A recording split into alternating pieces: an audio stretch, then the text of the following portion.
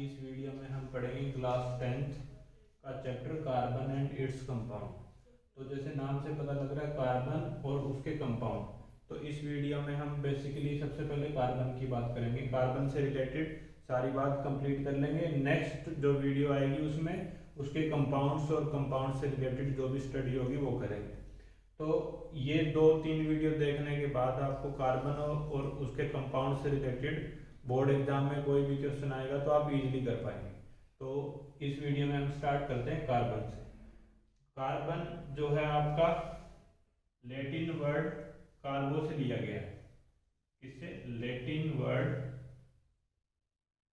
कार्बो से लिया गया। और इसका मतलब क्या है? कार्बो का मतलब है कोल। लैटिन वर्ड से लिया गया है कार्बो से, और उसका मतलब क्या है? कोल।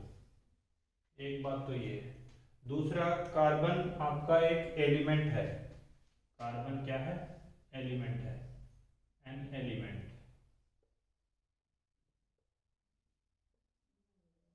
और कार्बन नॉन मेटल भी है, नॉन मेटल भी है।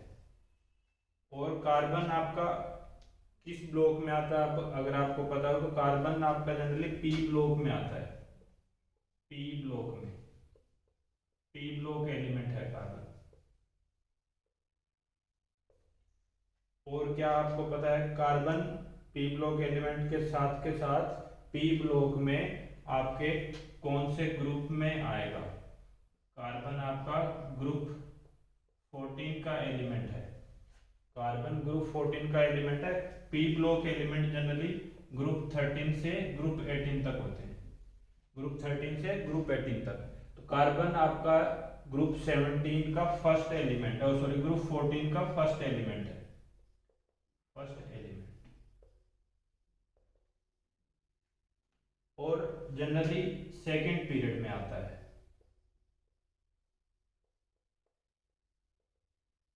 सेकंड पीरियड में आता है।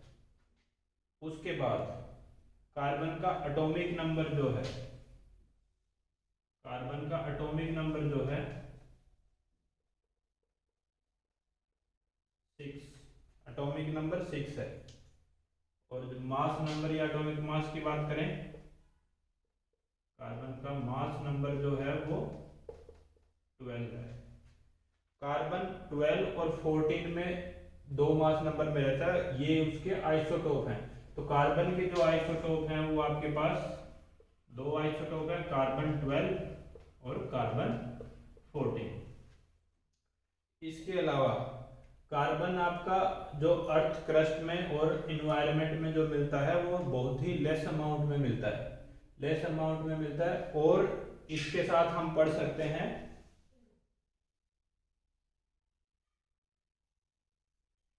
जो कार्बन की फैमिली है पूरी, वो कार्बन की वजह से ही जानी जाती है। ग्रुप 14 के जितने भी एलिमेंट है वो कार्बन के नाम से जाने जाते हैं। किसके नाम से?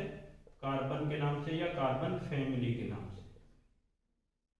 इसके साथ साथ कार्बन जो अभी तो आपके पास long form of periodic table है, जो पहले की पीरियोडिक टेबल थी वहां आपके पास ग्रुप 4 में आता था। कार्बन आपका ग्रुप 4 में आता था। तो ग्रुप 4 में आने की वजह से कार्बन फैमिली को नाम दिया गया था टेट्राजन्स। कार्बन फैमिली को नाम दिया गया था टेट्राजन्स। और टेट्रीन्स भी बोलते हैं।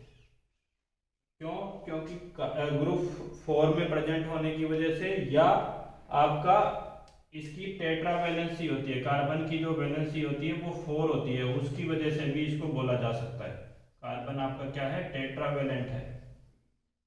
तो ग्रुप 14 के मेंबर को जो पुरानी पीरियोडिक टेबल में ग्रुप 4 में आता था उसको टेट्राजन या टेट्रीन्स बोला जाता था। तो ये आपके पास कार्बन की कुछ इंफॉर्मेशन है। कार्बन जो है वो लैटिन वर्ड कार्बो से आया, जिसका मतलब कोल है, एक एलिमेंट है, नॉन मेटल है, पी ब्लॉक में रहता है। पी ब्लॉक ग्रुप 13 से ग्रुप 18 तक है।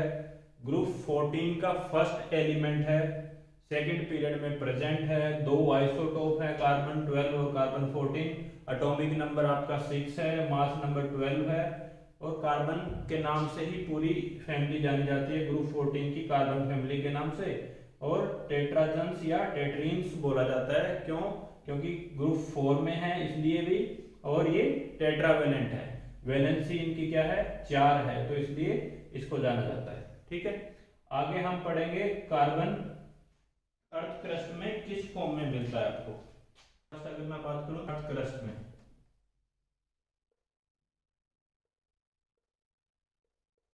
और दूसरी अगर मैं बात करूं एटमॉस्फेयर में।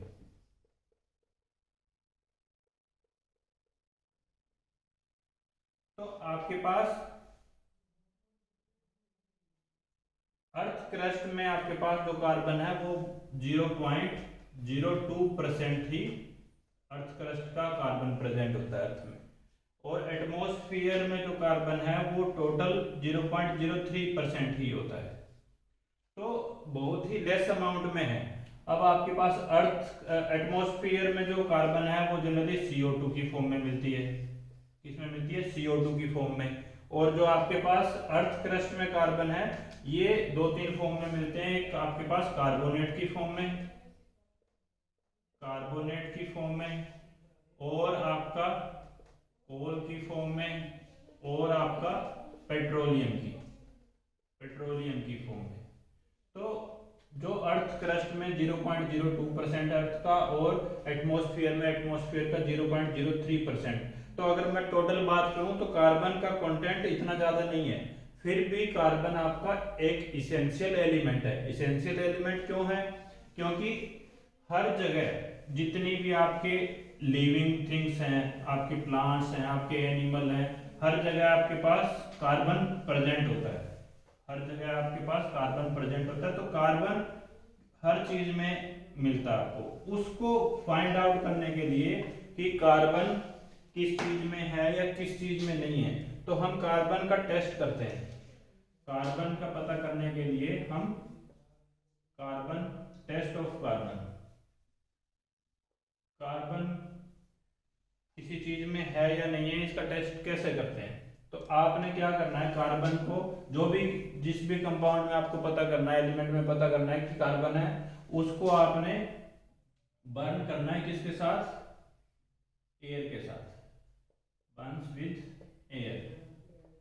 जो एयर के साथ आप बर्न करोगे तो वहां से आपको CO2 मिलेगी। किसी भी कंटेंट जिसमें कार्बन है उसको एयर के साथ बर्न करोगे तो वहां से CO2 मिलेगी। और ये CO2 अगर आप जो आपको CO2 मिली है उसको आप लाइम वाटर के साथ रिएक्ट करवाते हो या लाइम वाटर में पास करवाते हो। लाइम वाटर आपका कैल्शियम हाइड्रोक्साइड होता है। कैल्शियम हाइड्रोक्साइड को हम क्या बोलते हैं? Lime water. तो जब CO2 जो आपकी इंड्यूस हुई है या जो प्रोड्यूस हुई है कार्बन के कंटेंट को बर्न करने के लिए तो उसमें से जब हम लाइम वाटर को पास करवाते हैं, देखो जो जिस भी एलिमेंट में या जिस भी कंपाउंड में आपको कार्बन का कंटेंट फाइंड आउट करना है उसको हम एयर की प्रेजेंस में बर्न करते हैं, वहां से CO2 रिलीज होती है। और इस CO2 को लाइम वाटर में हम अगर पास करेंगे तो ये लाइम वाटर को मिल्की कर देता है और आपको क्या मिलेगा? Calcium carbonate plus H2O। Calcium carbonate plus H2O। तो ये आपका लाइम वाटर मिल्की हो जाएगा। तो कार्बन फाइंड आउट करने के लिए कार्बन को बर्न करना है, बर्न करने से CO2 रिलीज होगी और वो CO2 जब आप लाइम वाटर से पास करते हो तो लाइम वाटर को मिल्की कर देता है। क्यों? क्योंकि कैल्शियम कार्बोनेट बनता है। कैल्शियम कार्बोनेट को जनरली हम लाइमस्टोन के नाम से भी जानते हैं, लाइमस्टोन के नाम से। ये लाइम वाटर है, या इसको सिलेक्ट लाइम भी बोला जाता है, एक आपके पास क्विक लाइम भी होता है जिसको कैल्शियम ऑक्साइड बोलते हैं। ये आपका क्या है? Quick lime. तो ये याद रखना आपने। तो कार्बन का टेस्ट करने के लिए हम बर्न करते हैं, CO2 रिलीज होगी, उसको लाइम वाटर से पास करते हैं, लाइम वाटर को मिल्की कर देता है। अब बात आती है कि कहां कहां कार्बन प्रेजेंट है। तो अगर मैं बात करूं तो 3 इसेंशियल थिंग्स जो है लिविंग की, वो क्या है? रोटी, कपड़ा और मकान। तो हर चीज में कार्बन है। जैसे फॉर एग्जांपल आप फूड की बात करते हो, आपने किसकी बात की? फूड की। आप बात करो क्लोथ्स की, और मकान की जगह जनरली मैं फ्यूल ले लेता हूं, रोटी कपड़ा और मकान, तो फ्यूल्स। अब यहां आपको पता है फूड में आपके पास पल्सेज आएंगे, आपके पास ग्रेन्स आएंगे, आपके पास ग्रेन्स आएंगे, आपके पास टी आएगी, आपके पास कॉफी आएगी, आपके पास फ्रूट्स आएंगे, आपके पास वेजिटेबल्स आएगी। सब में कार्बन प्रेजेंट है, सब में कार्बन का कुछ ना कुछ कंटेंट है।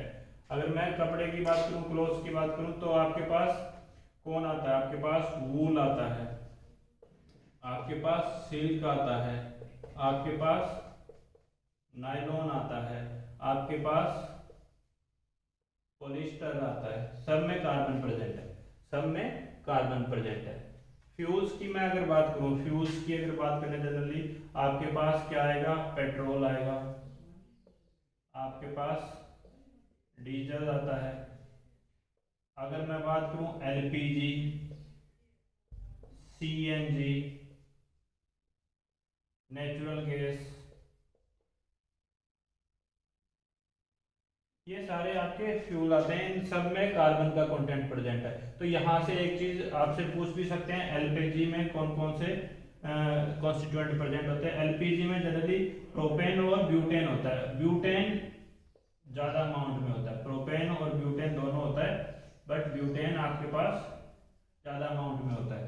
सीएनजी, सीएनजी में आपके पास मीथेन का कंटेंट ज्यादा होता है। नेचुरल गैस में भी आपके पास मीथेन का कंटेंट ज्यादा होता है। तो यहां से भी क्वेश्चन आ सकता है कई बार।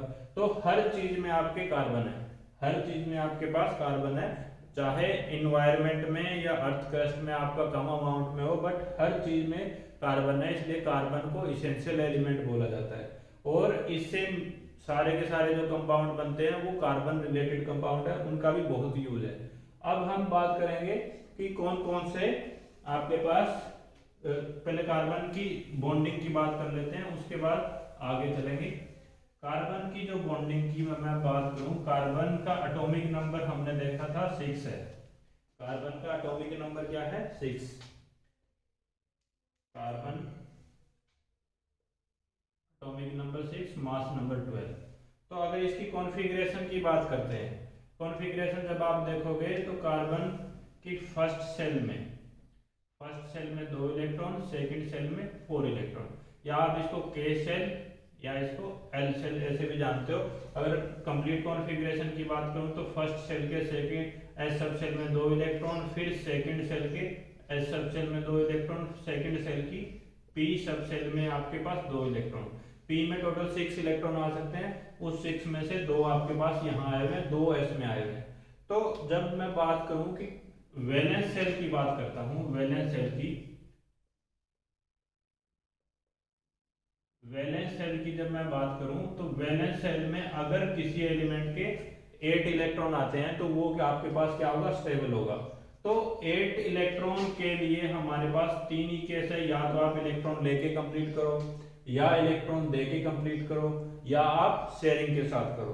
तो कार्बन की अगर मैं बात करूं तो कार्बन के न्यूक्लियस के बाद जो फर्स्ट सेल है उसमें 2 इलेक्ट्रॉन, और सेकंड सेल में आपके पास 4 इलेक्ट्रॉन।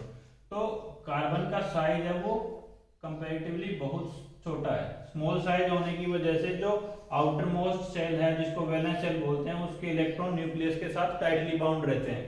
तो जब टाइटली बाउंड रहेंगे तो यहाँ से इलेक्ट्रॉन निकालना तो पॉसिबल नहीं है, इलेक्ट्रॉन निकालना पॉसिबल नहीं है। क्यों? Due to small size, it is not possible to remove 4 electron. तो 4 इलेक्ट्रॉन निकाल नहीं सकते। अब बात आती है देने की।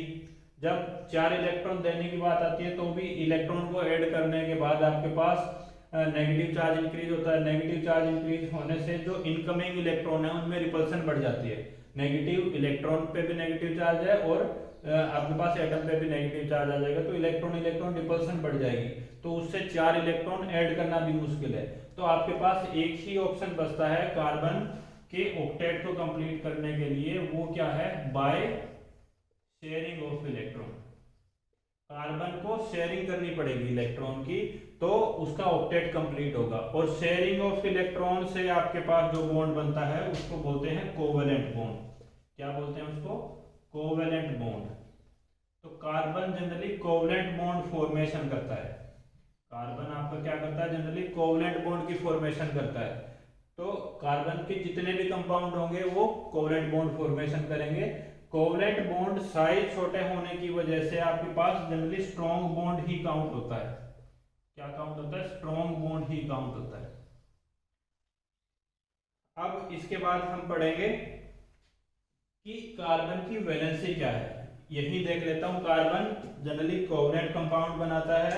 उसके बाद वैलेंस शेल के इलेक्ट्रॉन को पूरे करने के लिए आपको 4 इलेक्ट्रॉन की और रिक्वायरमेंट है, वो कहां से आते हैं, शेयरिंग से। इसी वजह से कार्बन को हम टेट्रावेलेंट भी बोलते हैं। क्या बोलते हैं, टेट्रावेलेंट। टेट्रावेलेंट बोलते हैं क्यों, क्योंकि कार्बन की जो वैलेंसी है वो आपकी क्या है, 4। वैलेंसी क्या होती है, जनरली कितना इलेक्ट्रॉन का गेन या लॉस करके आप अपना ऑक्टेट कंप्लीट करते हो। अगर मैं नॉर्मल बात करूं तो कितने इलेक्ट्रॉन का गेन या लॉस करके आप अपना ऑक्टेट कंप्लीट करते हो, वो वैलेंसी होती है।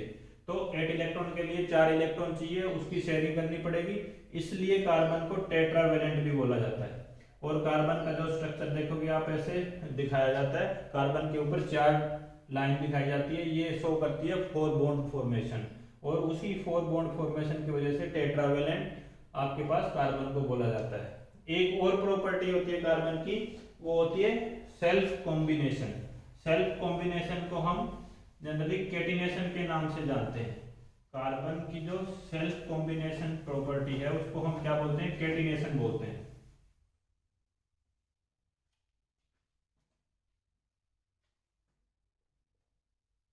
Catenation, self combination.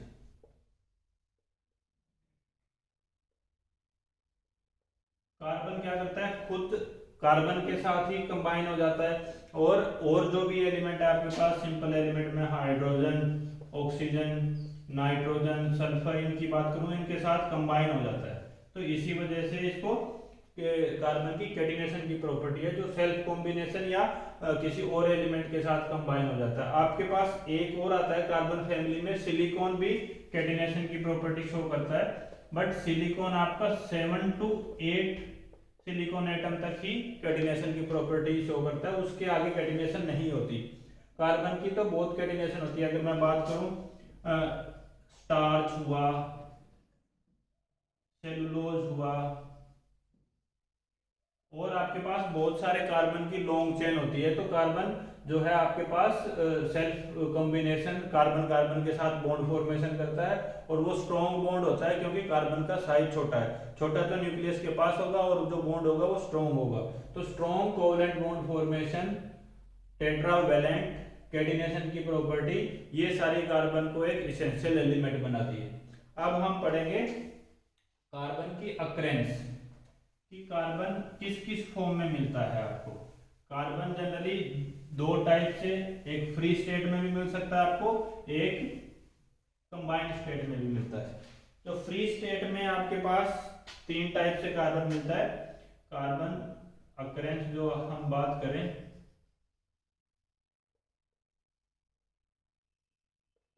एक आप फ्री स्टेट में पढ़ते हो, एक आप कंबाइंड स्टेट में पढ़ते हो। फ्री स्टेट और दूसरा आप कंबाइंड स्टेट में पढ़ते हो।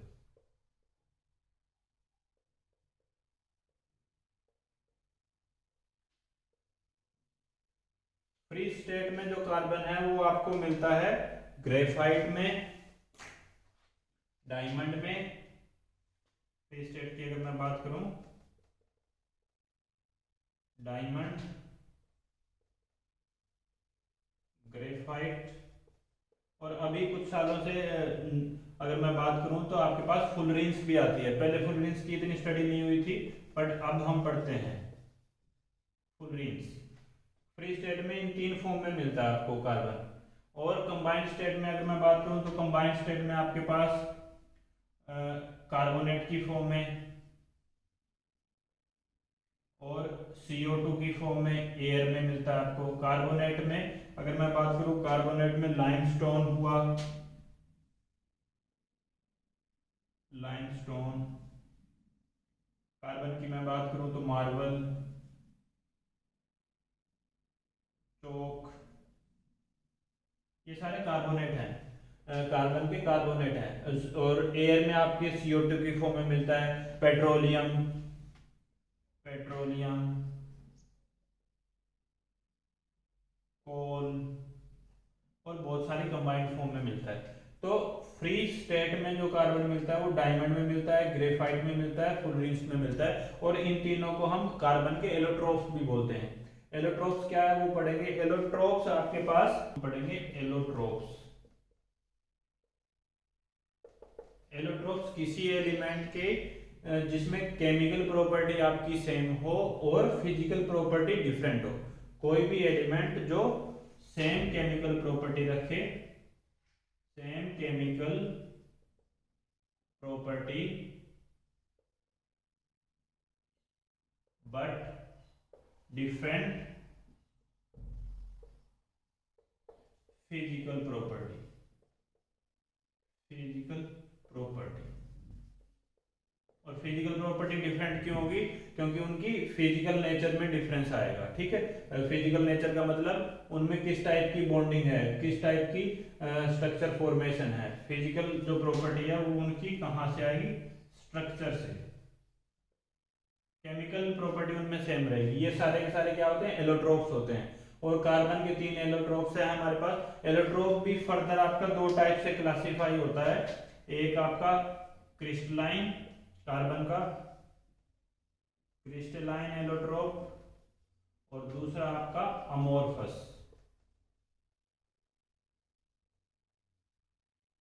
अगर मैं बात करूं क्रिस्टलाइन एलोट्रोप की, क्रिस्टलाइन एलोट्रोप में आपके पास कार्बन के 3 एलोट्रोप आते हैं। उसमें आपके पास डायमंड आएगा, उसमें आपके पास ग्रेफाइट आएगा, उसमें आपके पास फुलरेंस आएगा। और एक और आता है जिसको कार्बन नैनो ट्यूब के नाम से जानते हैं हम, carbon nano tube. 10th level पे ये नहीं आता, बट है आपके पास। कार्बन की क्रिस्टलाइन एलोट्रोप में ये 4 आते हैं। अमोर्फस में आपके पास कार्बन ब्लैक आएगा, कार्बन ब्लैक आपके पास। कोक आता है। क्रिस्टलाइन और अमोर्फस आपके पास एलोट्रोप्स हैं कार्बन के। अब हम पढ़ेंगे क्रिस्टलाइन में डायमंड, ग्रेफाइट, फुलरेंस, ये हमने पढ़नी है। ये एलोट्रोप्स में, कार्बन के एलोट्रोप्स में 10th क्लास में आते हैं। इसमें स्टार्ट करेंगे हम कार्बन की डायमंड एलोट्रोप से। स्टार्ट करेंगे कार्बन के डायमंड एलोट्रोप से।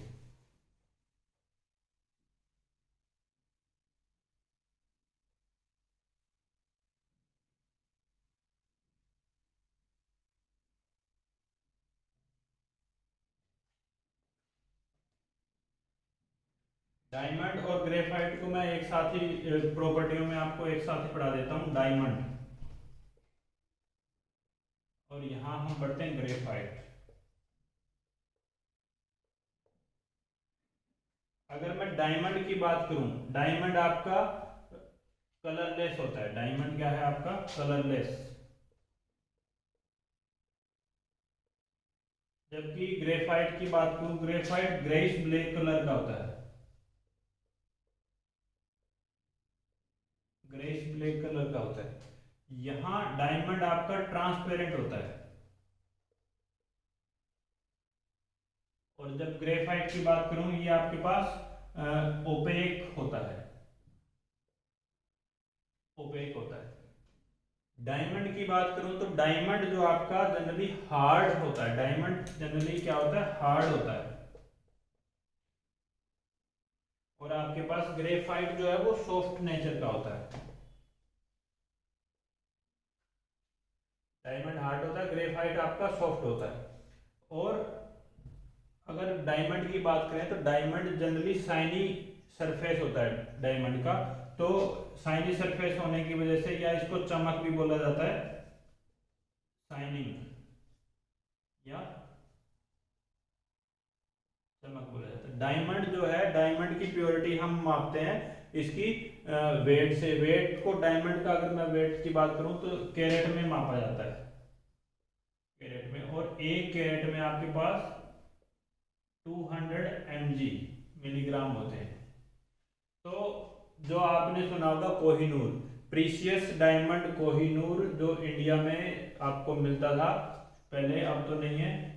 कोहिनूर जब इंडिया से अंग्रेज लेके गए उस टाइम पे कोहिनूर आपका 181 कैरेट का था, 181 कैरेट का था। और अब जो इंग्लैंड की महारानी की क्राउन में लगा हुआ है वो जो डायमंड है, उसकी जो वैल्यू है वो 108.9 कैरेट है। यहाँ से इसको रिफाइनमेंट किया गया, इसकी चमक को थोड़ा और शाइनी बनाने के लिए थोड़ा सा हमने इसको ऊपर से सरफेस को ट्रिम किया, और उससे अब इसकी कैरेट की जो वैल्यू है 108 रह गई है। ठीक है, डायमंड शाइनी होता है, चमकदार होता है। ठीक है, उसके बाद डायमंड का जो स्ट्रक्चर है उस स्ट्रक्चर में हम पढ़ेंगे, उससे आपको पता लगेगा। डायमंड में आपके पास फ्री इलेक्ट्रॉन नहीं होते। फ्री इलेक्ट्रॉन ना होने की वजह से ये नॉन कंडक्टर ऑफ इलेक्ट्रिसिटी है, non conductor, non conductor of electricity है। जबकि आपके पास ग्रेफाइट जो है वो कंडक्टर है, कंडक्टर ऑफ इलेक्ट्रिसिटी। ग्रेफाइट आपका क्या है, कंडक्टर है। यहां एक चीज ध्यान रखने की है, नॉन कंडक्टर ऑफ इलेक्ट्रिसिटी जरूर है डायमंड, बट हीट का बेस्ट कंडक्टर है। थर्मल कंडक्टिविटी है जो है, थर्मल कंडक्टिविटी हाईएस्ट होती है डायमंड की, थर्मल कंडक्टिविटी हाईएस्ट होती है, हाईएस्ट थर्मल कंडक्टिविटी। ध्यान रखना है, क्वेश्चन आ सकता है। नॉन कंडक्टर आपका लाइट का है, इलेक्ट्रिसिटी का है, बट थर्मल कंडक्टिविटी हाईएस्ट होती है डायमंड की। और मेल्टिंग पॉइंट की अगर मैं बात करूं तो आपके पास 3500 डिग्री सेल्सियस के आसपास इसका मेल्टिंग पॉइंट होता है। 3500 डिग्री सेल्सियस के आसपास डायमंड का मेल्टिंग पॉइंट होता है। अब इसमें हम देखेंगे दोनों के स्ट्रक्चर, डायमंड का क्या स्ट्रक्चर है और ग्रेफाइट का क्या स्ट्रक्चर है। सबसे पहले बात करते हैं डायमंड की।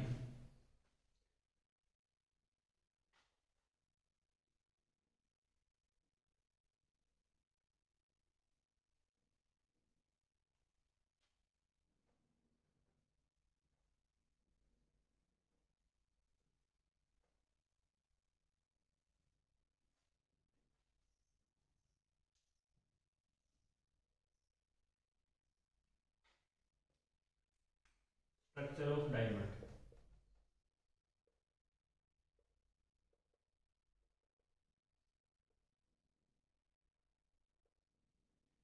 डायमंड का बहुत बड़ा स्ट्रक्चर होता है, जाइंट स्ट्रक्चर होता है। 3D नेटवर्क स्ट्रक्चर भी बोलते हैं, 3D नेटवर्क स्ट्रक्चर भी होता है।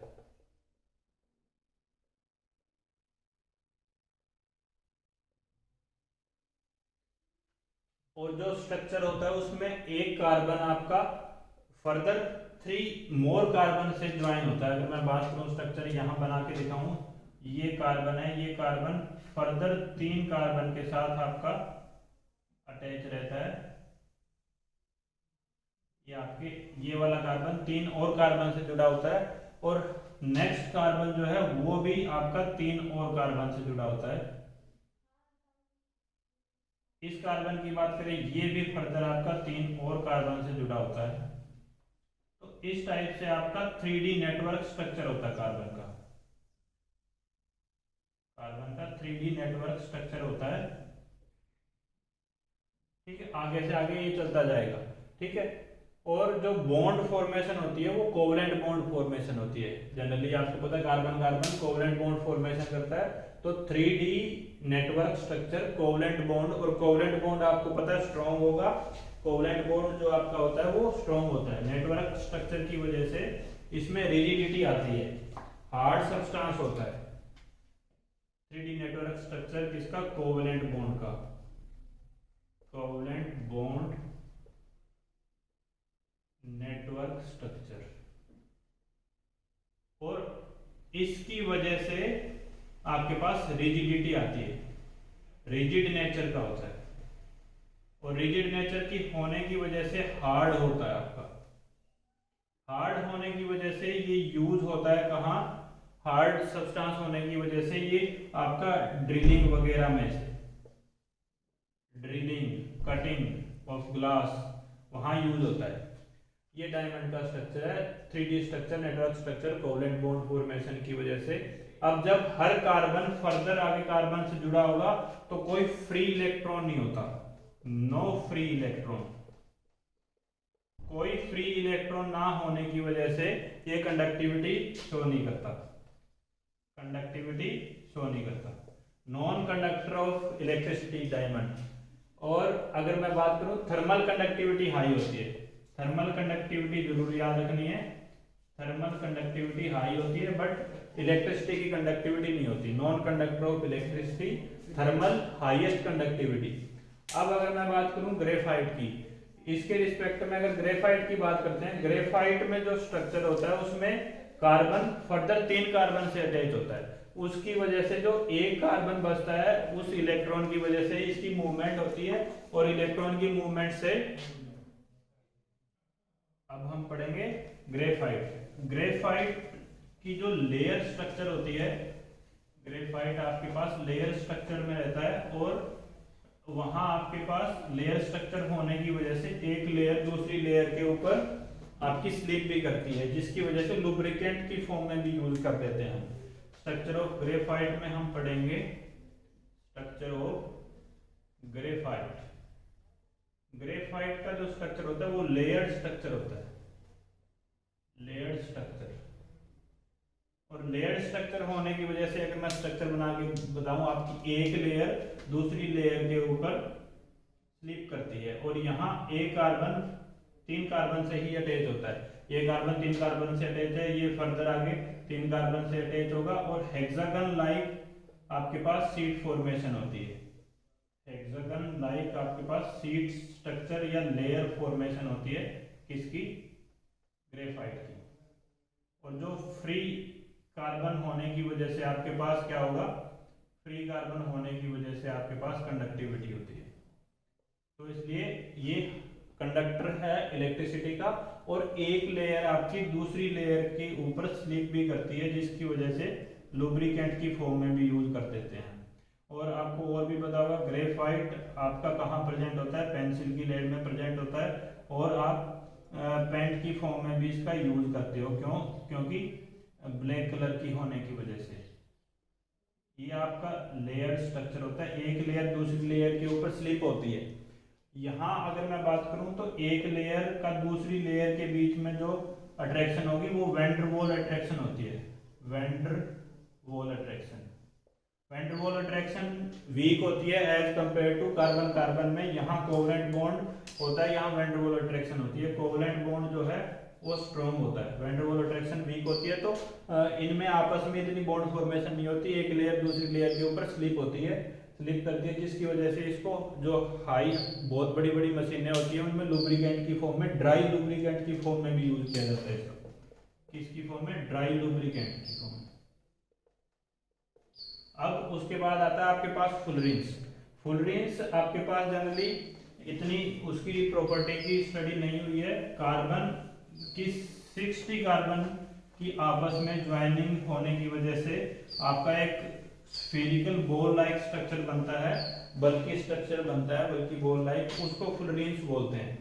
स्ट्रक्चर ऑफ फुलरिंस की अगर मैं बात करूं, फुलरिंस में जनरली 60 कार्बन 60 के नाम से भी जाना जाता है। कार्बन 16 का एक बल्कि बॉल लाइक स्ट्रक्चर होता है, बल्कि बॉल लाइक या फुटबॉल लाइक स्ट्रक्चर होता है, स्फेरिकल होता है।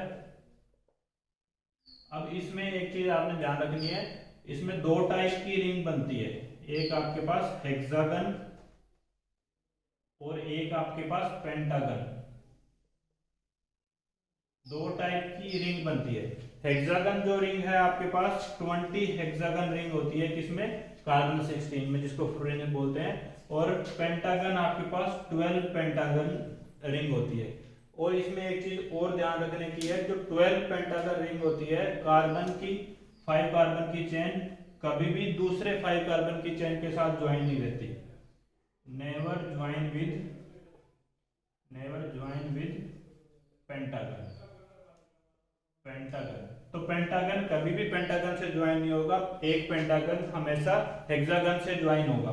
जबकि हेक्सागन जो है वो आपका पेंटागन से भी ज्वाइन हो सकता है, can join with hexagon and pentagon, दोनों के साथ ज्वाइन हो सकता है। ये चीज ध्यान रखने की है। और इसमें भी आपके पास एक कार्बन सिर्फ 3 कार्बन से अटैच होता है, carbon attached with 3 carbon only. तो और इसकी प्रॉपर्टी की बात करूं, आपके पास डायमंड हार्ड है, हार्ड, उसके बाद आपके पास आता है ग्रेफाइट आपका सॉफ्ट है, और फुलरेंस की प्रॉपर्टी इन दोनों के इन बिटवीन लाई करती है। तो यहाँ हमने कार्बन से रिलेटेड जो स्टडी थी, जो उसके इलेक्ट्रॉन्स थे, वो सारे पढ़ लिए हैं। नेक्स्ट वीडियो में हम कार्बन से रिलेटेड जितने भी कंपाउंड होंगे उसमें फंक्शनल ग्रुप आ जाएंगे, उसमें हाइड्रोकार्बन आ जाएगा, उनकी स्टडी करेंगे और उनसे रिलेटेड प्रॉपर्टीज की स्टडी करेंगे। आज के लिए इतना ही। Thank you, have a nice day.